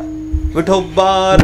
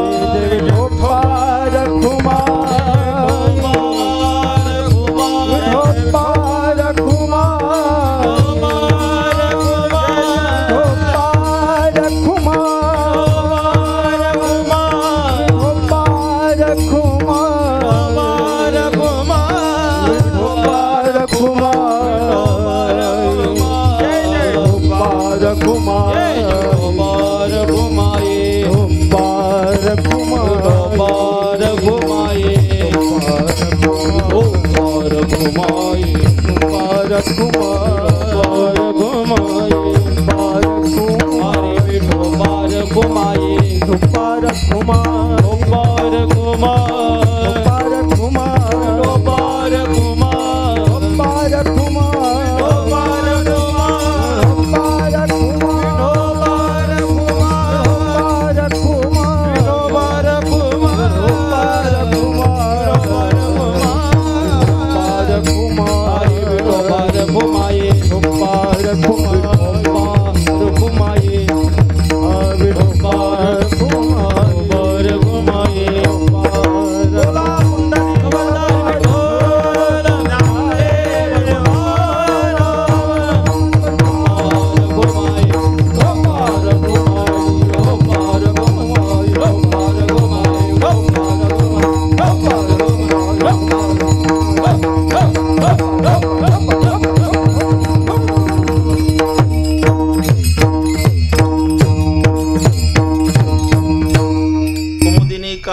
जाणे तो परिमळ भ्रमर सकळ भोगी तसे, तैसे तुझ ठावे नाही तुझे नाम, आम्हीच ते प्रेम सुख जाणो. आता हे मंथन झालंय. दधी माझी लोणी जाणीती सकळ. पण एखाद्याच बाईला ते मंथन केल्यानंतर लोणी काढण्याची कला अवगत असते. त्यांना विचारा, सांगतील त्या. आपल्याला खायचं माहितीये, लोणी काढायचं त्यांनाच माहितीये.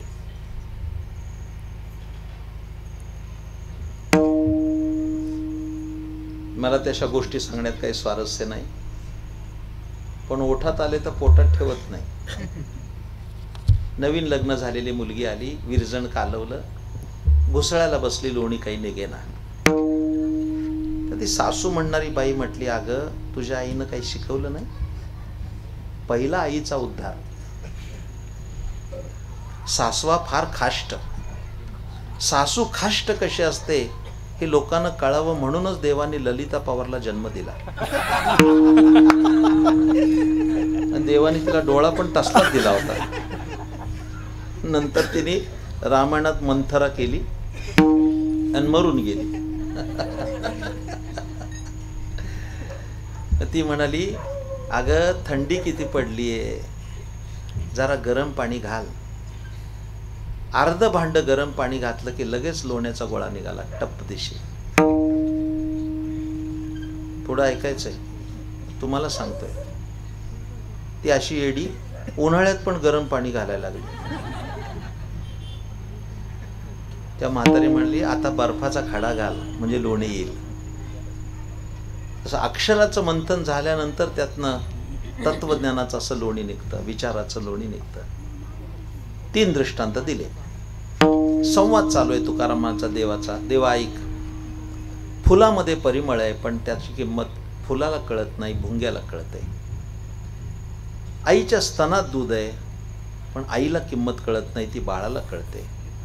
शिंपल्या मोती जन्माला आला पण मोत्याची किंमत शिंपल्याला कळत नाही, ती रसिकाला कळते. तसं नाम तुझंच आहे पण तुला कळत नाही, ते आम्हाला कळतं. आता पुढे ऐका, हे फार चांगलं मंथन आहे. देवाला तुकाराम महाराज विचारा, देवा नीट विचार कर माझ्या बोलण्याचा.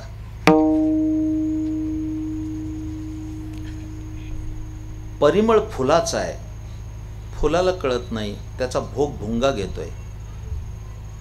नीट ऐका. मग परिमळ जन्माला आला कुणासाठी?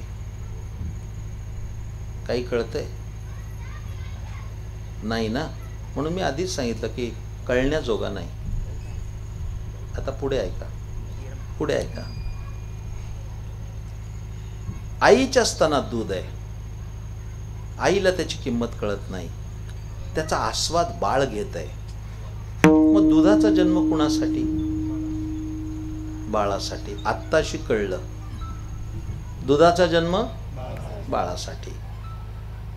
मग परिमळ जन्माला आला म्हणजे सुगंध जन्माला आला भुंग्यासाठी. बरोबर आहे ना? परिमळाचा जन्म झाला भुंग्यासाठी, दूध जन्माला आलं बाळासाठी, मोती जन्माला आला रसिकासाठी, आणि पांडुरंगा तू अवताराला आलास आमच्यासाठी. असा त्याचा अर्थ. आला असे आकारा मुच्या चाडा, तुका म्हणे भिडा भक्तीची आम्हासाठी अवतार, मत्स्य कुर्मादी सुकर. मग आपुल्याचे नि काही वारे, मी साकार होऊन अवतरे, आणि अज्ञानाचे अंधारे गिळून घाली. आता आणखीन उलट प्रश्न, काय रे देवा? चर्चा चालली ना वारीला गेल्यावर.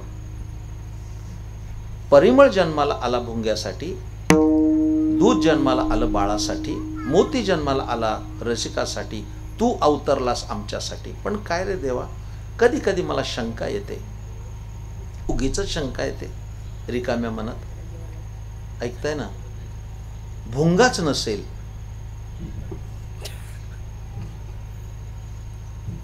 कोण सुगंधाला विचारेल? काही कळतंय? भुंगाच नसेल तर कोण सुगंधाला विचारेल? बाळच नसेल तर दुधाला कोण विचारेल? रसिकच नसतील तर मोत्याला कोण विचारेल? आणि आम्हीच नसू तर तुला तरी कोण विचारेल? आमच्यामुळे तुला देवपणा आहे देवा, लक्षात ठेव. अशा मंथनातून अभंगाची निर्मिती झाली आणि श्रेष्ठत्व नामाचं विशद केलं. सर्वश्रेष्ठ नाम आहे. इकडे आता समारोपाकडे चाललोय, माझ्याकडे लक्ष द्या. आपण सगळे बसलेले कष्टकरी, शेतकरी, कृषक समाजाचे लोक, आम्हाला वेळ नाही. माझ्या प्रिय श्रोत्यानो, इकडे लक्ष द्या, शहाणपणानं लक्ष द्या. जगात अनेक भक्तिपंथ आहेत, कमी नाहीत, मी नाव घेत नाही. पण या सर्व भक्तिपंथामध्ये शहाण्या लोकांचा पंथ कोणाचा असेल तर फक्त वारकरी पंथाचं नाव घ्यावं लागतं. अन्य दुसऱ्या कोणत्याही पंथाचं नाव घेतात की ज्याने सूक्ष्म आणि दुस्तर मार्ग मोडून टाकले. मोडून या वाटा सूक्ष्म दुस्तर, केला राज्यभार चाले ऐसा. आता काय सांगू, कर्म आपण आचरण करू शकत नाही, कर्म सूक्ष्म आहे. मला जास्त क्लिष्ट सांगायचं कारण नाही. साधं आचमन करायचं झालं, एक माश मात्र म्हणजे एक उडीत भिजेल एवढंच पाणी घ्यावं लागतं. कमी किंवा जास्त पिलं तर त्याला दारू पिल्याचं पाप आहे. कर्म सूक्ष्म आहे. बागेतून आपण फुलं घेतली आणि निघालोय देवळामध्ये, आणि मध्ये माणूस जर भेटला आणि त्याला नमस्कार केला तर त्या फुलाचं निर्माल्य होतं, ते देवाला चालत नाही. सूक्ष्म आहे. काही काही माणसं तर मॉर्निंग वॉकला जातात आणि येताना दुसऱ्याच्या बागेतली फुलं चोरूनच आणतात. कशी चालते? मी सकाळी फिरायला जातो पुण्यात, एकदा काय झालं, समोर माणूस आला, फुलंच तोडून आणला, मला भेटला, जय हरी केला. म्हटलं का हो?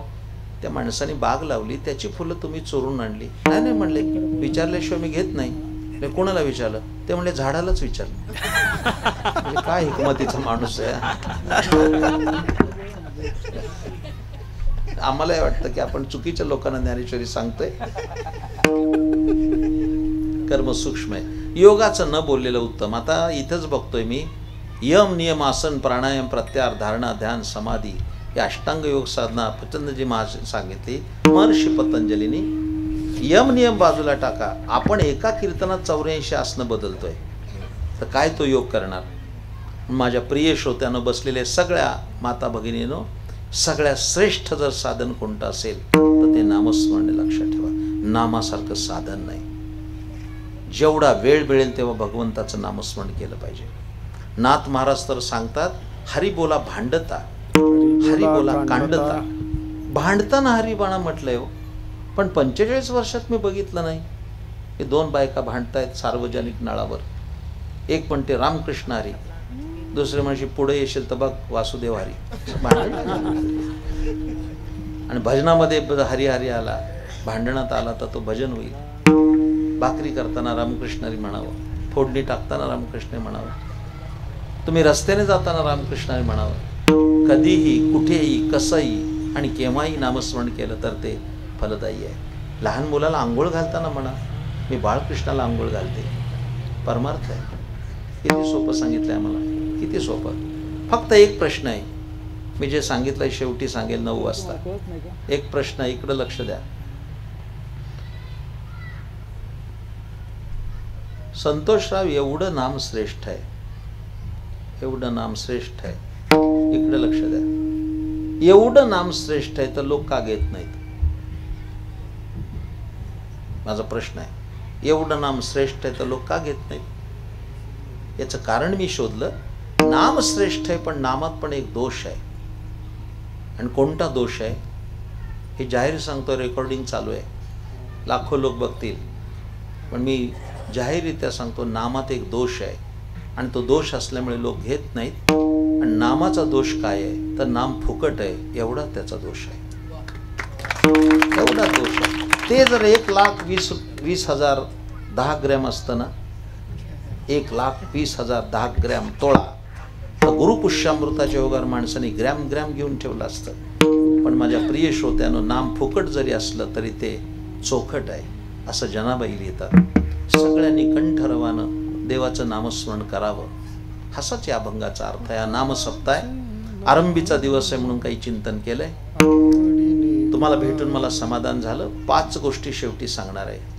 खूप थकून आलो एका समारंभातून, पण तुमच्या प्रसन्न चेहऱ्याकडे बघून मला जी प्रसन्नता लाभली त्याचं हे कीर्तन विस्तृतरित्या सांगितलं. किशोर महाराजांच्या प्रेमासाठी आलो. 5 गोष्टी कमावा. 1. उत्तम प्रकृती, सुदृढ असली पाहिजे माणसं उद्याचा भारत बलवान होण्यासाठी. 2. पुरेशी संपत्ती, पैसा पाहिजे. कफल्लक माणसाला या जगतात शून्य किंमत आहे. पैसा पाहिजे, अतिरिक्त नाही, पुरेसा. उत्तम प्रकृती. 2. पुरेशी संपत्ती. 3. संस्कारित संतती. 4. संताची संगती. आणि 5. ईश्वराची भक्ती. या 5 गोष्टी ज्याच्याकडे तो जगातला सर्वात मोठा माणूस आहे. हे कायम खुणगाट आपण आपल्या हृदयाशी मारून ठेवली पाहिजे. सगळ्यांना माझं आव्हान आहे, वाईट खाऊ नका. मांसाहार आपला आहार नाही. वाईट खाऊ नका. तुम्हाला उमेश महाराज सांगतो, सांगलीला आमचं एक परिचित कुटुंब आहे. 40 लोक आहेत त्याच्यात. 40 त्या घरात. मधुकर महाराज 40 लोक आहेत. त्याच्यात 39 लोकांनी माळ घातली, पण त्यातला एक जो त्या म्हाताऱ्याचा मुलगा 2 नंबरचा आहे तो अजून माळ घालत नाही. 52 वर्षाचा झालाय. आत्ता गेलो होतो मी. 82 वर्षाच्या म्हाताऱ्याला सांगितलं, बाबा त्या मुलाला माळ घाला ना. दीर्घ सूचनेचा म्हातारा म्हणाल त्याला माळ घालायचीच नाही. म्हणलं का नाही घालायची? तर त्या म्हाताऱ्याने सांगितलं, तो पाहुण्यासाठी ठेवलाय. काय काय योजना आहे घरातली, काय नियोजन आहे. जर एखादा पाहुणा रविवारी आला, असं नमुन्यावारी राहू नका असं माझं म्हणणं आहे. गळ्यात माळ असेल उत्तम, नसेल तर घाला. हे काय म्हणतो ऐकता, या जन्मात आपण संत नाही होणार, पण संतांचं तर होऊया. करता येईल का नाही? आता हे माझं प्रॅक्टिकली कीर्तन आहे. उमेश मला माहिती आहे, किशोर मला माहिती आहे. माझे मित्र प्रकाशराव चांदगुडे आलेत, इथले व्याही आहेत ते, पण त्यांनाही माहिती आहे, ते माझी कीर्तन ऐकतात. त्यांचे चिरंजीव सामाजिक कार्यकर्ते असणारे महेशराव चांदगुडे पण आलेत. ही माझी प्रिय माणसं आहेत. इकडे लक्ष द्या.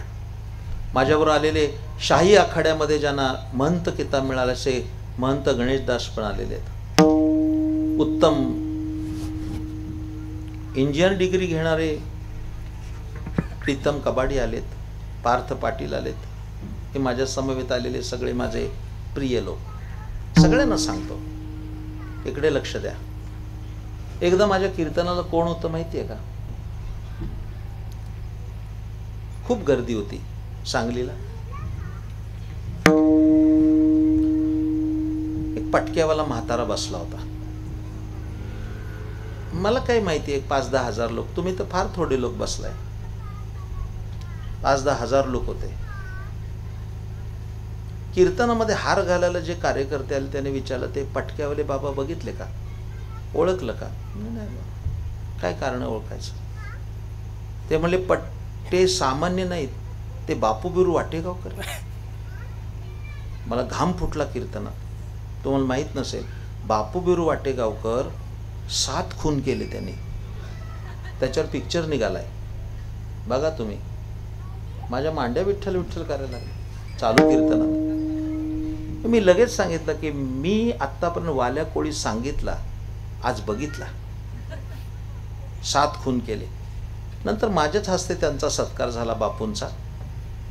मग त्यांना भाषण करायला सांगितलं, तेवढं सांगतो. फार सुंदर भाषण केलं त्याने. आता ते नाही आहेत, वैकुंठवासी झाले. ते म्हणले, माझ्या आया बहिणीनो, म्या बापू बिरू, मी बॅरलनी दारू पित होतो, बाटलीने नाही, बॅरलनी. म्या 7 खून केलं, जेलमध्ये जाऊन आलो. पण बाहेर आल्यानंतर ब्रह्मचैतन्य गोंदवलेकर महाराजांच्या समाधीवर माळ ठेवली आणि गळ्यात घातली. आता दारू पित नाही, आता दूध पितो. हा बदल झाला. आणि पुढे जे सांगितलं ते ऐकण्यासारखं आहे. ते म्हणले, मी 7 खून केलेत, पण तुम्ही सगळ्या माझ्या भनी आहात. हा माझा मोबाईल नंबर घ्या. 10 आकडी मोबाईल नंबर सांगितला आणि म्हणले, जर तुमचा नवरा दारू पिऊन आला मला फोन करा, 8वा नंबर त्याचाच लावतो. परत म्हणले जेलमध्ये जाईल, पण त्याला पोचूनच येईल. हे काय आमूलाग्र क्रांती आहे. एका सामान्य दरोडेखोराची अवस्था अशी होते. माझ्या प्रिय श्रोत्यानो, तुमच्याकडे माझी विनंती आहे, वाईट खाऊ नका, वाईट पिऊ नका, परस्त्री पाप नजरेने पाहू नका. दररोज आंघोळ करा, तुळशीला पाणी घाला, एकादशीला उपवास करा, जय जय रामकृष्ण मंत्र म्हणा, आळंदी पंढरीची वारी करा आणि सुखानं संसार करा आणि सगळं करण्यासाठी गळ्यात माळ घाला. भगवान तुमचं कल्याण करो. ज्ञानेश्वर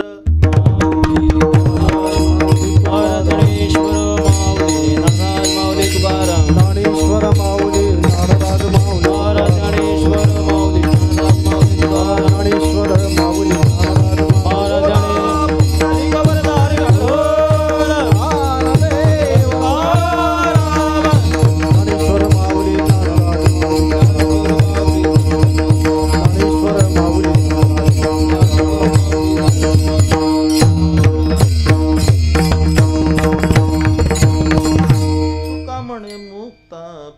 शिंपी पोटी तुका म्हणे मुक्ता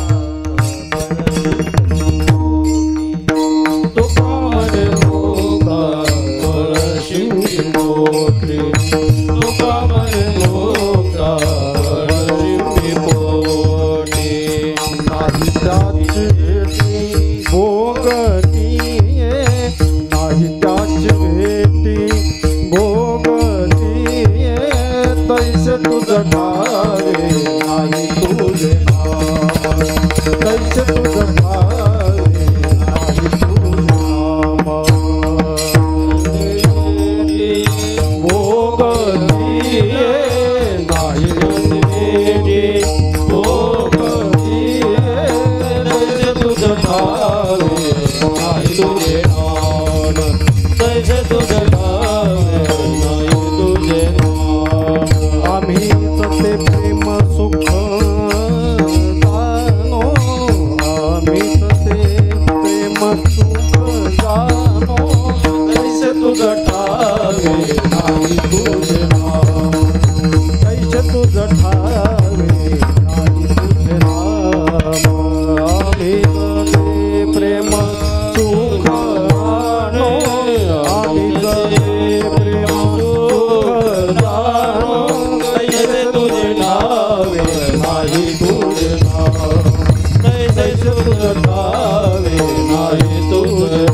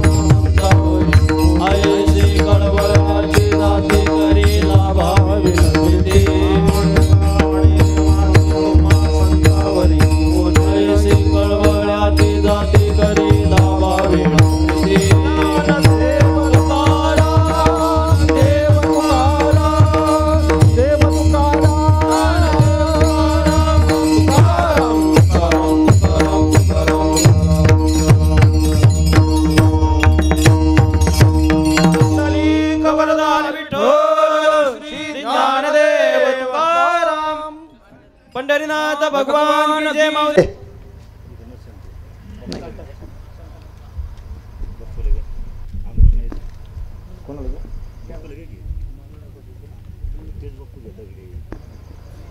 या ठिकाणी गुरुवर्य उमेश महाराज बागडे यांना सन्मानित करण्यासाठी बापूसाहेब दगडे, चला आपण या.